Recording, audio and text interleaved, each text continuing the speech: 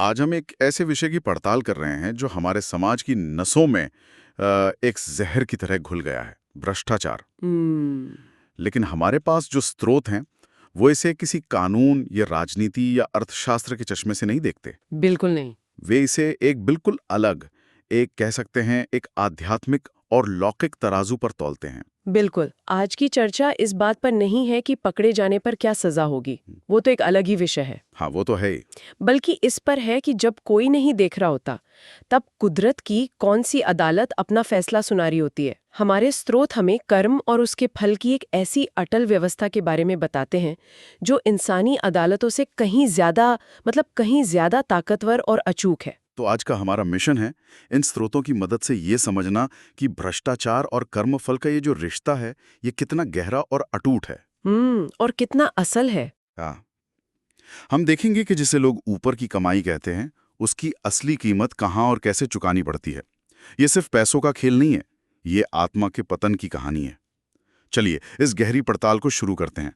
हाँ, क्योंकि इन स्रोतों का इशारा साफ है। जो पैसा दूसरों की आहें लेकर आता है, वो अपने साथ सिर्फ दौलत नहीं, बल्कि बीमारी, क्लेश और पीढ़ियों तक चलने वाला विनाश भी लाता है।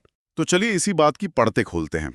हमारे स्रोत एक बहुत पुराने और मुझे कहना पड़ेगा एक बहुत दिलचस्प वैदिक सिद्धांत का जिक्र करते हैं, ऋण। ऋण या आर्ता। हाँ, ऋण।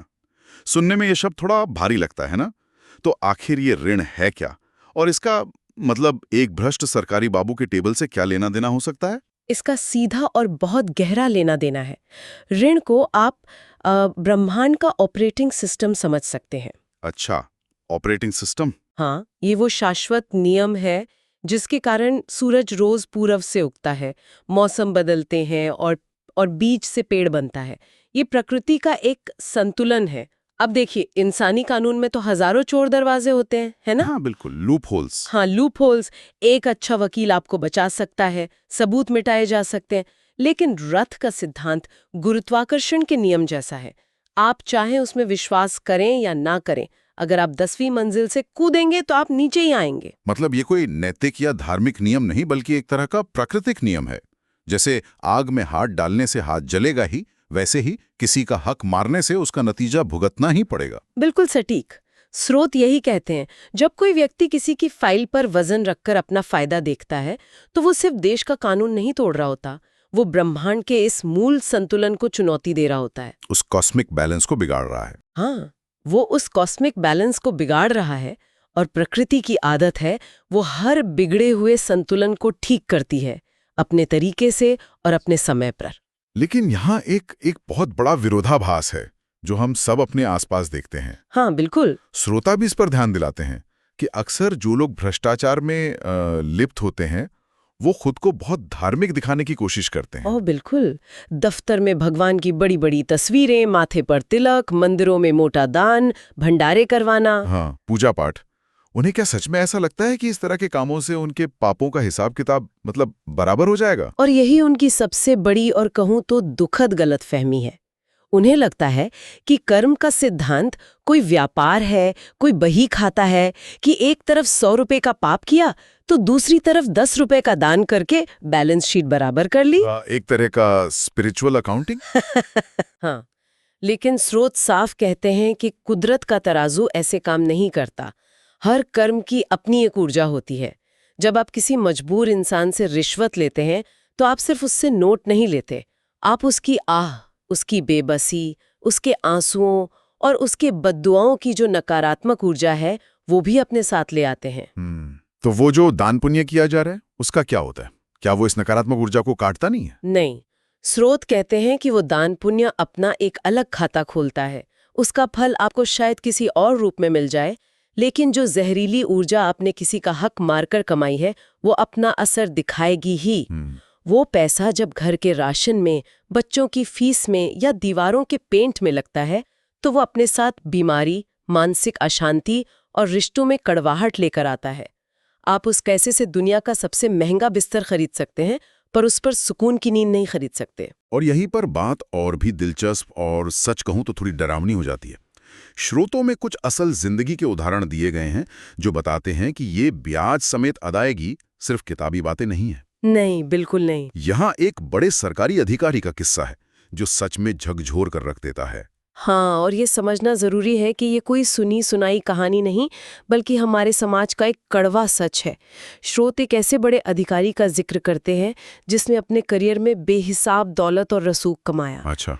शहर के सबसे महंगे इलाके में आलीशान कोठी, बच्चे विदेश में सेटल, और रुतबा ऐसा कि मंत्री भी उनसे सलाह लेते थे। लेकिन इस कामयाबी की नींव किस पर रखी गई थी, यही असल सवाल है। और नींव रखी गई थी हजारों मजबूर लोगों की फाइलों पर, जिन्हें उसने तब तक आगे नहीं बढ़ाया जब तक उसका हिस्सा उस तक नहीं पहुंच गया। स्रोत बताते हैं कि उसने गरीब विधवाओं की पेंशन की फाइलें महीनों तक रोके रखीं, उन औरतों को अपने दफ्तर के चक्कर कटवाए जो मुश्किल से घर का चूल्हा जला पाती थीं। उसे लगता था कि वो सिस्टम का राजा है, उसे कोई छू नहीं सकता। लेकिन वो भूल गया कि रित का अदृश्य मीटर लगातार चल रहा था। बिल्कुल, वो मीटर कभी बंद नहीं होता। और फिर क्या हुआ? कुदरत ने अपना हिसाब कैसे किया? रिटायरमेंट के कुछ साल बाद उसे एक ऐसी दुर्लभ न्यूरोलॉजिकल बीमारी ने जकड़ लिया जिसमें शरीर की मांसपेशियां एक एक करके काम करना बंद कर देती हैं। मतलब शरीर एक तरह से कैदखाना बन गया। हाँ, बिल्कुल। इंसान होश में होता है, सब देख सुन सकता है, पर हिल नहीं सकता। उसकी करोड़ों की संपत्ति दुनिया के सबसे बड़े डॉक्टरों और अस्पतालों पर पानी की तरह बह गई, लेकिन कोई फायदा नहीं हुआ। कुछ काम नहीं आया। कुछ नहीं। अंत में वो अपनी उसी आलीशान कोठी के एक अंधेरे कमरे में एक बेड पर सिर्फ एक जिंदा लाश बनकर पड़ा रहा। न वो पैसा काम आया, न वो रसूख। स्रोत इसे रथ का रगड़ा कहते हैं। ये कुदरत का वो ग्राइंडर है जो इंसान के अहंकार को पीस कर रख देता है और जीते जी हिसाब बराबर कर देता है। ये सुनकर ही रूह काम जाती है। लेकिन कई लोग शायद जो थोड़े संशयवादी हों, वो ये तर्क दे सकते हैं कि ये तो एक दुखद संयोग भी हो सकता है। एक अमीर आदमी बीमार पड़ गया, इसमें कर्मफल कहाँ से आ गया? क्या स्रोत इसे सीधे तौर पे जोड़ते हैं? बहुत अच्छा सवाल है, और स्रोत इसका जवाब भी देते हैं। जी। वो कहते हैं कि ये सिर्फ शारीरिक बीमारी तक सीमित नहीं है। उस बीमारी से पहले के सालों को देखिए। ऐसा व्यक्ति क्या सच में सुखी होता है? अंदर से। हाँ, अंदर से। उसके मन में हमेशा एक अनजाना डर, एक असुरक्षा की भावना रहती है। उसे हर किसी पर शक होता है। वो अपने ही घर में चैन से नहीं सो पाता। ये जो मानसिक क्लेश है, ये जो अंदरूनी शांति का खत्म हो जाना है, यही रैत के न्याय की पहली किश्त होती है। अच्छा, मतलब ये एक प्रक्रिया है। एक प्रक्रिया है। शारीरिक बीमारी तो अक्सर आखिरी और सबसे बड़ी किश्त के रूप में आती है। ये तो ही एक बड़े अधिकारी की बात, लेकिन भ्रष्टाचार तो हर स्तर पर है, छोटे से लेकर बड़े तक। हर स्तर पर, हर दरीलों में। एक छोटे शहर के बाबू का भी उदाहरण है, जिसकी कहानी शायद और भी ज्यादा लोगों को अपनी सी लगे। बिल्कुल।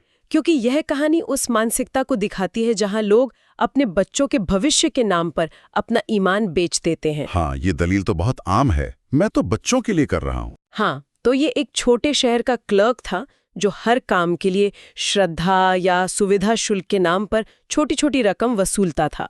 उसने उसी हराम की कमाई से अपने इकलौते बेटे को बड़े नाजों से पाला, उसे सबसे अच्छे स्कूल में पढ़ाया, उसकी हर जिद पूरी की, ये सपना देखते हुए कि उसका बेटा एक दिन बड़ा आदमी बनेगा। लेकिन जैसा हम अंदाजा लगा सकते हैं, कहानी ने कुछ और ही मोड़ लिया होगा। वही हुआ। बेटा बड़ा तो हुआ, लेकिन वो उस पैसे की तासीर लेकर बड़ा हुआ था। जिस पैसे में न जाने कितने लोगों की बद्दुआएं शामिल थीं, वो शुभ फल कैसे दे सकता था? सही बात है। वो बेटा जवान होते ही नशे और जुए की ऐसी लत में डूबा कि उसने घर की जमा पूंजी और इज्जत सब कुछ दांव पर लगा दिया। हो, ये तो बहुत दुखद है। और हद तो तब हो गई जब एक दिन नशे के लिए पैसे न मिलने पर उसने अपने उसी पिता पर हाथ उठा दिया जिसने उसके लिए अपना ज़मीर बेचा था। जिस बेटे के भविष्य के लिए उसने पाप की दौलत जमा की, वही बेटा उसके वर्तमान के अपमान और बर्बादी का सबसे बड़ा कारण बना। तो इसका मतलब ये हुआ कि इस नकारात्मक ऊर्जा का असर सिर्फ उस व्यक्ति तक नहीं रहता, बल्कि उसकी अगली पीढ़ी को भी भुगतना पड़ता है। स्रोत तो यही कहते हैं, ये हराम के पैसे का वो दर्द है जो अगली पीढ़ी के जरिए सामने आता है। वो पैसा आपके घर में अकेले नहीं आता, वो अपने साथ उस मजबूर की लाचारी और उस गरीब के आंसू भी लेकर आता है। और ये चीजें जहर से भी ज्यादा घातक होती हैं, जो धीरे धीरे परिवार की नींव को खोखला कर देती हैं। इसी से जुड़ा एक बहुत ही चुभने वाला सवाल स्रोतों में उठाया गया है। ये सब पाप आखिर किसके लिए? इंसान कहता है, मैं ये सब अपने परिवार, अपने बच्चों के लिए कर रहा हूं। तो क्या वो परिवार इस पाप में हिस्सेदार नहीं बनता? यहीं पर सबसे कड़वी और अकेली सच्चाई सामने आती है।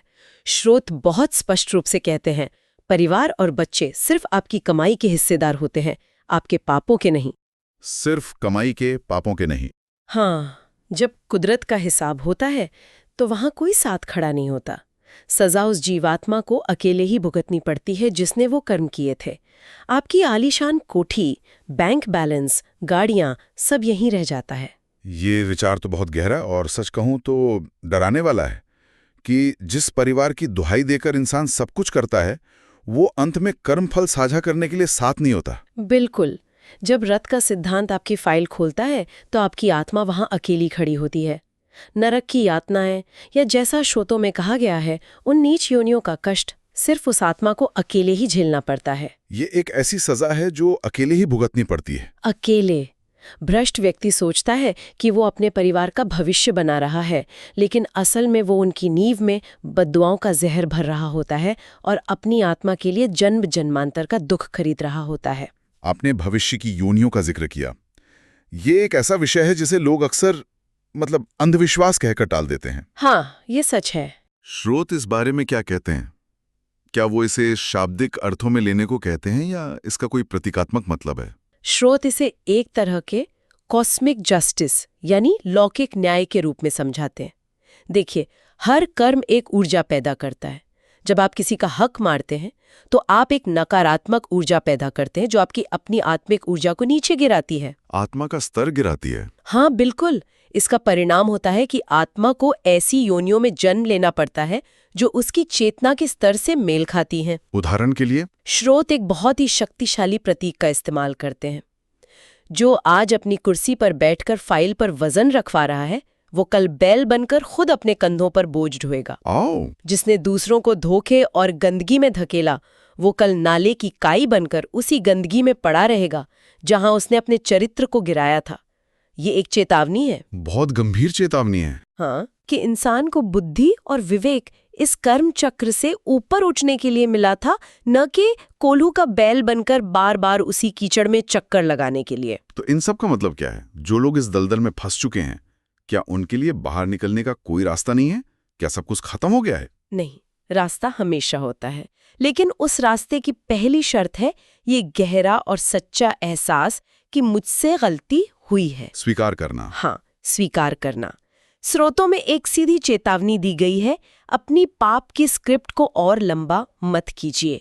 ये एक पुकार है कि जो लोग इस रास्ते पर हैं वे रुक जाएं, संभल जाएं। क्या कुदरत संभलने के लिए कुछ संकेत भी देती है? मतलब कोई वार्निंग साइन? हाँ, और स्रोत उन पर ध्यान देने को कहते हैं। घर में बेवजह का क्लेश, बच्चों का हाथ से निकल जाना, अच्छी भली सेहत होने पर भी मन में बेचैनी, रातों की नींद गायब हो जाना, ये सब कोई सामान्य घटनाएं नहीं है। इन्हें नजरअंदाज नहीं करना चाहिए। बिल्कुल नहीं। ये उसी रित के सिद्धांत के शुरुआती अलार्म है, या प्रकृति का तरीका है आपको बताने का कि संतुलन बिगड़ चुका है और अब हिसाब की प्रक्रिया शुरू हो गई है। तो फिर प्रायश्चित का सही मार्ग क्या है? क्या सिर्फ रिश्वत लेना बंद कर देना काफी है? वो पहला और सबसे जरूरी कदम है। लेकिन स्रोत कहते हैं कि सच्चा प्रायश्चित सिर्फ रुक जाने से नहीं, बल्कि उस दर्द को महसूस करने से शुरू होता है जो आपने दूसरों को दिया है। ईमानदारी की सूखी रोटी उस रिश्वत के शाही पकवान से लाख गुना बेहतर है जो आपकी आत्मा को रोज तिल तिल कर मार रही है। और शायद जहां तक संभव हो, जिनके साथ गलत किया है उनका हक वापस करने की कोशिश करना। हाँ, बिल्कुल।